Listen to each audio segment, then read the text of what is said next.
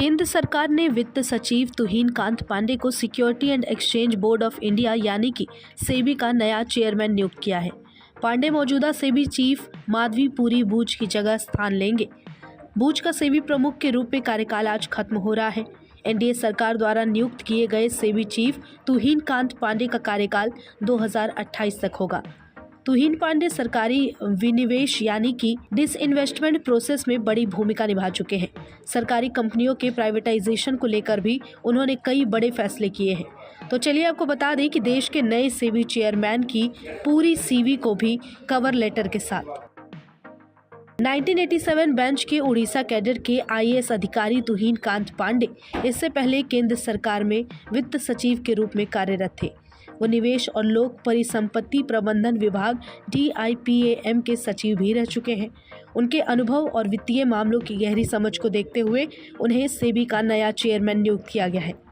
तुहिन ने निवेश और लोक परिसंपत्ति प्रबंधन विभाग में सचिव के रूप में कार्य करने से पहले UNIDO के क्षेत्रीय कार्यकाल में कार्य करने के अलावा केंद्र सरकार और उड़ीसा राज्य सरकार में कई महत्वपूर्ण पदों पर कार्य किया है।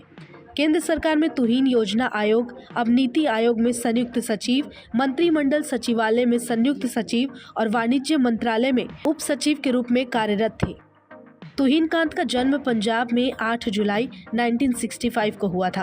तुहिन ने पंजाब यूनिवर्सिटी से अर्थशास्त्र और अंग्रेजी में मास्टर डिग्री हासिल की। उन्होंने बकिंघम यूनिवर्सिटी से MBA किया है और 38 साल की प्रशासनिक सेवा के अनुभव के साथ उड़ीसा कैडर के रिटायर्ड IAS हैं।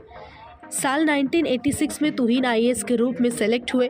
तुहिन कांत पांडे को 1 साल की ट्रेनिंग के बाद 1987 में उड़ीसा कैडर का IAS बनाया गया। तुहिन कांत पांडे द्वारा किए गए महत्वपूर्ण कामों की बात कर लें तो केंद्रीय बजट 2025-26 को आकार देने वाले महत्वपूर्ण लोगों में से एक है। नए आयकर विधेयक का मसौदा तैयार करने में अहम योगदान निभा चुके हैं। एयर इंडिया को टाटा समूह को बेचने में महत्वपूर्ण भूमिका निभाई।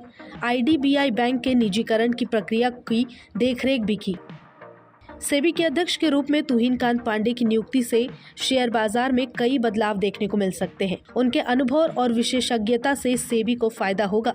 उनकी चुनौतियों में बाजार की स्थिरता बनाए रखना, निवेशकों का विश्वास बढ़ाना और नियमों का पालन सुनिश्चित करना शामिल होगा। तुहिन के सामने सबसे बड़ी चुनौती सेबी को और भी ज्यादा पारदर्शी और प्रभावी बनाना होगा ताकि बाजार में हो रही किसी गड़बड़ी को रोका जा सके।